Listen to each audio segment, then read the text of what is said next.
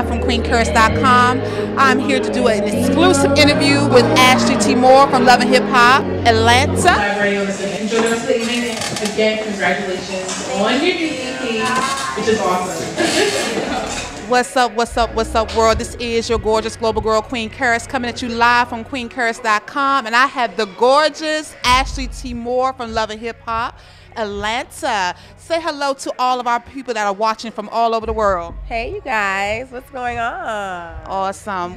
I know a lot of people know you from Love and Hip Hop, Atlanta, but I don't want to start there. I want to start about your music because I wasn't aware that you are an actual songstress and a songwriter. So you can tell our viewers all about your music because I know that's very important to you. Yes, it is. Well, I've been doing music for a very long time. I was actually very known in my area, but now that I have done Love and Hip Hop ATL, now it's time for me to let the world know that I am a musician, I am a writer, and a singer and entertainer. So I'm excited. I have a EP coming out called Bipolar, which is going to drop in November, which is going to be very awesome. And my single, My Bitches, is going to release tonight, which is September the 8th. All right. So tell us about your favorite track on Bipolar. I have so many favorite tracks because they all came from my heart. So okay, tell me about the one that was the most deep to you. Oh, the most deep. Blame It. Okay. Blame It because the whole album is actually about this guy. I named him Chucky on the album because I didn't want to give up his real name, but we were supposed to be friends to the end. Ha ha ha. We ended up not being friends till the end. So yeah, so Blame It is actually me letting him know that I cheated on you. I did, but it's your fault. So I blame it all on you. That. Yeah, yeah. I love that. So I blame it all on him. I have the thunderstorms and everything at the end of it. And it's an awesome record. It's very deep, very deep. Right. So they talk about, you know, these girls ain't loyal, but these dudes ain't loyal either, right? They're not. Right? They're not. Exactly. Like, I mean, the whole EP is crazy, all about relationships. Even My Bitches was basically like, you know, it's time to find out. Like, I don't really need you. Like, I'll leave out and go hang with my girls at any given time and have just as much fun. Absolutely. So it's crazy. It's crazy, y'all. Yes. I know one of your closest friends was Kalina. Yes. How did you guys actually hook up? Well, she was here. She used to live in the Maryland area. I never knew that. Yeah, she lived DMV has some talent, y'all. Yes, it's our time. There's a lot of talent. They need to do a Love and Hip Hop DMV. I think so. They absolutely should. They would find a lot of talent around in this area. But yeah, I met her doing music. She was actually supposed to write for me through the company that I was working with, and we ended up like loving each other like in a friendly, you know, manner. So we, you know, we've done a couple things, but that's how we met. We met doing music. She seen me at a music video, and she's really like in love with ass. She's like everybody talks about that ass, y'all, and I know that she said it's very real, y'all. So tell us something that we don't know about you. Something that you don't know. There's a lot that you don't know. Just give us a little tiny secret, because you know we nosy like that. We want to know. Actually, I think that what people really need to know is like one of my best qualities, my heart. My heart. Mine too, baby. Yeah. People always misinterpret your heart, though. I mean, because at the end of the day, you know, people look at me and think like, you know, something else. Exactly. Me too, baby. Yeah. So I feel like, you know, people need to know that my best quality to me is my heart. And that is such an amazing thing for her to say. Like, she could have said anything, but it's her heart. And sometimes people don't want to connect there, but that's where your connection is with your heart. Yeah, and that's where my music comes from. Exactly. Exactly. So you said it's about relationships, it's about fun. You know, was there a time that you actually cried and this song came out? What was that about? Yeah, of course. In every session, I work with another writer. His name is D. White. We basically did it together like a 40 and Drake kind of thing. He also produces as well. So right before we write every record, I come in and we sit down and we talk about how I'm feeling that day. And after I do that, I mean, I could cry. I have actually cried. I've cried. I have screamed. I've yelled. I've laughed hilariously. So, you know, I have to get it out because that's the only way I can express to the world how I'm really feeling. And that's the only way I can get other people to understand my music too. So, you know, if there's one word to describe your music, what would that be? Bipolar. Bipolar? I love it. Don't y'all love it, y'all? Yes. So, you know, is there any of your musical influences? Who would they be? I actually love groups. I can't even just say one. Total, mind you, she's upstairs. Total's in the building, y'all. Shout out to Total. Kima. Shout out to Kima. Yeah.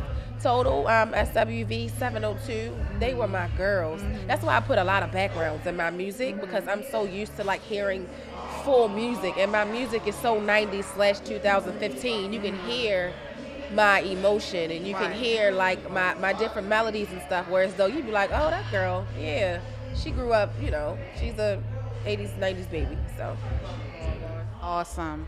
So I think that you know what you want to share with the world is your music, and not just to be known for Kalina's little side chick or whatever. So tell the world, you know, exactly what you want them to know about you. I'm just fun. Like, I don't want them to take anything that I do like seriously because I mean, I'm not out, you know, doing nothing, you know, wrong. But I mean, just like on TV, you've seen, like, I'm not afraid to twerk anywhere. It's nothing wrong with that. Like, some people look at it as, you know, it being a little degrading or something. You know, it's like, oh, why are you doing that? But why not? I still had all of my clothes on and everything. So even if I did decide not to have my clothes on, that's just what I felt like doing.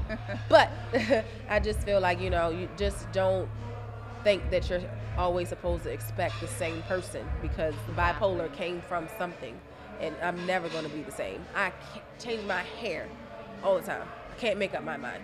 So therefore, my music is going to be that as well. Exactly. And you said the powerful word free and freedom. That's it. Exactly.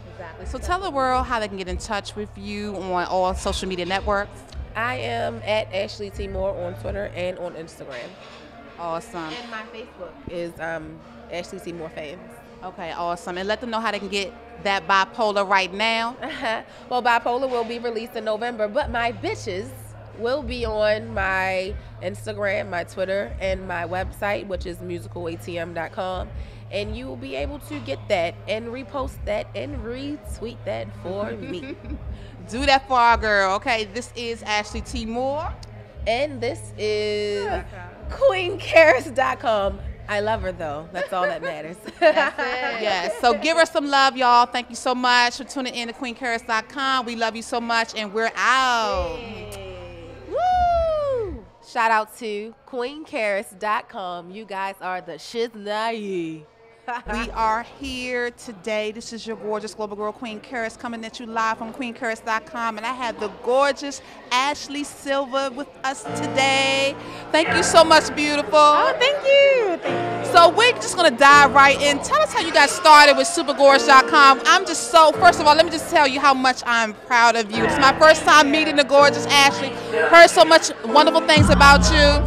So tell us how you got started. You know, I think I got started when I was born. I've always just known entertainment. My grandmother used to say, I was talking when I came home from the hospital.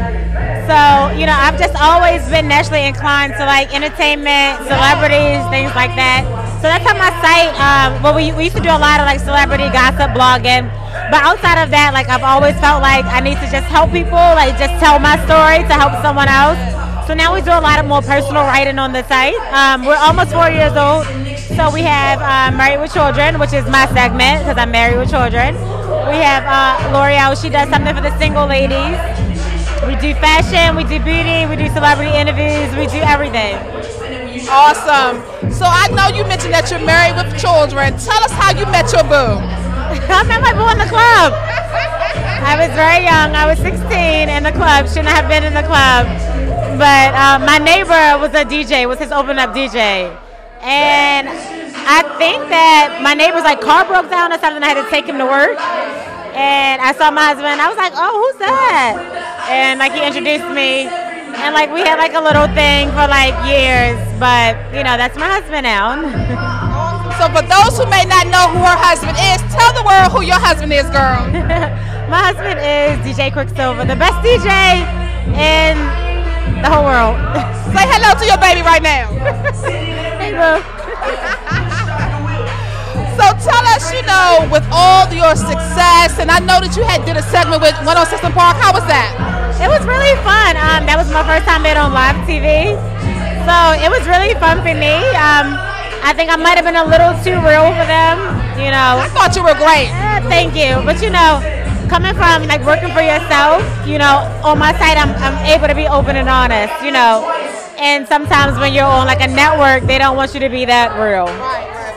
But it was fun. I liked it. Right. So you mentioned with supergorgeous.com that you want to motivate and, you know, just uplift. How would you uplift girls that want to be in your position?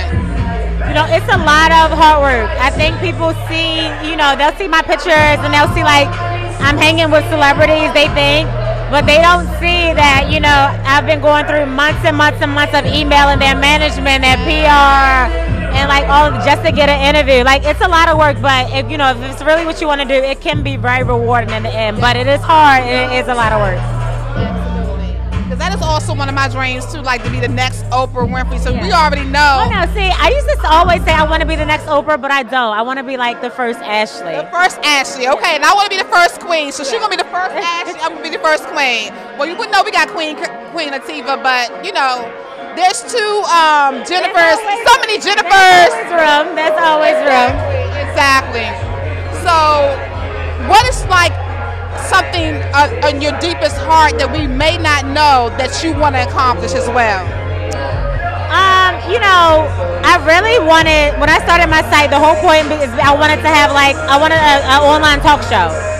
And I wanted it for African American women, Latino women, minority women, because I felt like at that time we didn't have a voice.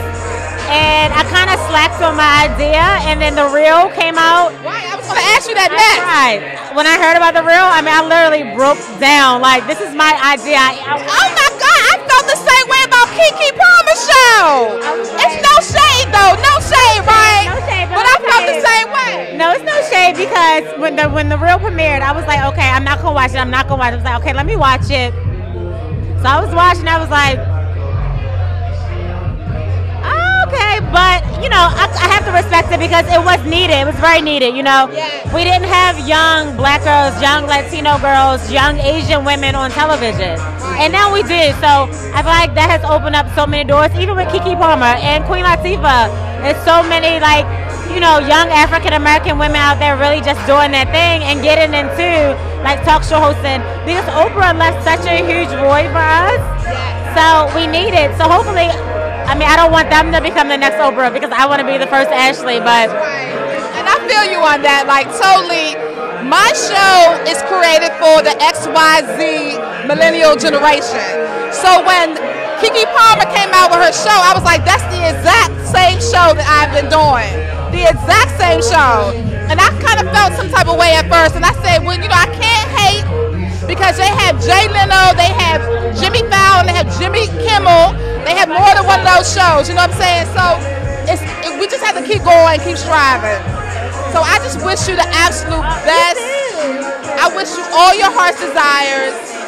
And I just want you to know that I love you so much. And please accept my love and truly know. Awesome, awesome. So tell everybody how they can get in touch with you. On social media? You can get in touch with me on social media. Ashley Brittany, ASHLEYBRITTNEY, or at I'm Super Gorge on Twitter and Instagram. Same all the way around the board. Awesome. So tell us before we go, like, who was your absolute favorite person that you interviewed? My favorite person that I've interviewed, let me think. I've interviewed a lot of people. Some people I have not liked, some people I have liked. You know, one of my most honest interviews was with Cassie. And, you know, we don't know a lot about Cassie. And she was like a really sweet girl. I interviewed Russell Simmons, and I was very nervous about that. The two interviews that made me the most nervous was Russell Simmons and Shaka Khan. I was like, these are legends. Like, they looking at me like, little girl, what are you talking about? But They both were great interviews. And Shaka Khan, I told her, like everyone says Nicki Minaj looks like her, and she thought that was like the funniest thing in the world. So those three were probably my top three. We shout out to Shaka Khan, shout out to Nicki Minaj, shout out to Cassie. My dream interviews, of course, like Beyonce, Jay-Z, but like my dream interview with like Rihanna and J-Lo. That would probably be like my absolute, like what I want to do. But you know, one thing I thought about real quick is that the interviews that we would never get, like Michael Jackson, like Whitney Houston, I would have loved to have gotten Joan Rivers. My dream would have been Aaliyah. Aaliyah was my absolutely. And I do wish that I would have got a chance to meet her. When I was younger, my sister took me to her and Genuine had a concert, and I got to meet Genuine then. I was obsessed. Aaliyah and Genuine, I was obsessed. Oh my God, I forgot to. Yes, I was completely obsessed with Aaliyah and Genuine. And I met Genuine then, like backstage at the concert. I got like his autograph. But I met Genuine again, like a year ago, and he knew who I was. And that, I was like really excited. Like the 12-year-old girl to me, like was screaming, like Genuine knows me. So that was a good moment too. That was a great moment. Awesome. Well, thank you so much, Ashley, for coming out to QueenCharis.com, and I love you so much. Hey, this is Ashley Silva from I'mSuperGorgeous.com, and you're watching QueenCharis.com. What's up, world? This is your gorgeous global girl, QueenCharis.com, and I'm coming from you live to share with you the celebrity, designer, extraordinaire, jewelry maker, Deborah Mdurvwa. Hello, how are you doing? I'm doing fabulous, baby. Tell us so much. I just want you to know, first and foremost, every time that I sit with you in your presence, you are always such a joy. Thank you. Just a sweet spirit, y'all. Y'all have got to get this girl's earrings. She is amazing. And tell us what you got going on lately. Well, as of now, I've just kind of been wrapping up my last collection, and I'm working on my new spring 2015 collection, spring summer, so I'm very excited about that. So you got some shine this year on Love and Hip Hop. Tell us about that with your pieces. Yeah, actually, I'm friends with her, her stylist. So he brought to my attention that she was going to be on the reunion special. So he was like, why don't you, let me see what you have with your old stuff. Let me see what's going on, and if we can put something on her. And they worked it out from the earrings to the bracelets to the skirt. She wore a lot of my stuff that day. Okay, so for those who don't know who you're talking about, tell them who you're talking about. Ashley Moore of Love and Hip Hop. She is Kiana's friend. So she's the fiery one on the show. So tell us a little bit about some more of your celebrity people that you have rocking your stuff, girl. Her stuff is amazing, y'all. As of lately, besides Ashley, Nicki Minaj had worn one of my pieces over the summer. So I was very excited about that. One of my customers. Shout out to Nicki Minaj. Hey, Nicki. Thank you.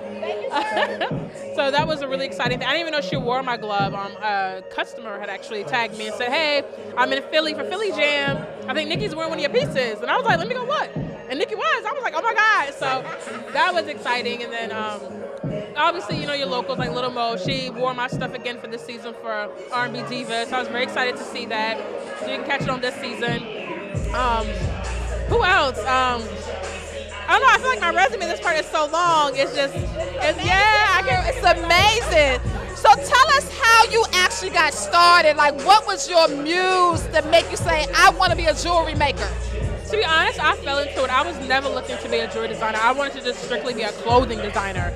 And I actually started doing work for charity for a breast cancer association and making accessories for their goodie bags. And people were like, yo, your stuff is really good. You should maybe think about branching out and doing other things. So all from doing a charitable thing is how my whole collection started. And I started with bow ties and brooches to earrings and necklace and now clothing. So I'm excited. Awesome. So you are local to the DC area, right? Yeah. Would you ever leave? I'm contemplating it. I used to live in New York. I was designing in New York for some years, but I do love being in the DMV area because there are a lot of people here. There are a lot of talented people here. A lot of celebrities come to DMV, so I wouldn't mind staying here and making this my hub, but I do need to find a second hub, whether it's New York or LA, because that's where everybody is. So I can't be naive and think that I can just stay in DMV, but I do want DMV to be my home base, definitely. I think I'm going to do the same thing because I was just out LA and I'm like, oh yes, this is my second home. I have got to make it my second home, So just share with a young designer who doesn't know how to start, what to do. share with them from your heart what's the next step or the first step. The first step is know who you are, because as a designer, you have to interpret how you see the world as beautiful in your own way. So you can't be out there trying to copy and do anybody else. Know who yourself is, who yourself are, and also what message you want to portray to the world. And magnify that in whether it's your clothing, your accessories, who you are, and then show that to the world. Whether it's one piece, whether it's an earring, a necklace, start with one piece, start simple. Don't overweigh yourself, because that's definitely what I did. After a while, I wanted to branch out so much, I started doing too much at one time. Start small. Me too. Start small and then grow from there. Once you have a solid base, then move on to other things. Don't overwhelm yourself, because when you start overwhelming yourself, you have to be responsible for those responsibilities that you put on yourself. And if you can't follow through, people will drop you like a bad habit. That is so very true. That is so very true. So what was it that you did to break your first celebrity? It was actually by fluke. This was about 2 years ago. They were doing like a beauty suite, and they took some of my accessories. It was a makeup artist. She took some of my accessories to her beauty suite, and Little Mo loved my stuff, and Free actually had seen some of my pieces, so they both had started rocking them. And Little Mo really loved them, and from there she really started rocking my stuff, supporting me. So that was like my breakout moment, was Little Mo and Free. And then from there I ended up getting Tracy DeMarco from Jerseylicious. She loved my stuff. So it was just one person at a time. Once you get that one break, other people are more receptive to what you do. But you never know where that break is going to come from, though. You have to be patient. Like Queen Curse don't like to be patient, so I got you. So perfect. So tell everybody how they can contact you on social media. It's all the same, my Instagram, my Twitter, and my website. It's MDURVWA. Once again, it's MDURVWA, my website, my Twitter, and my Instagram. Awesome. And we just thank you so much for coming to QueenCharids.com tonight. Love you so much, babe. And you know I'm a hugger. Yes. This is Deborah Mdurvwa of Mdurvwa Collection, and you are tuning in to The Kara Show.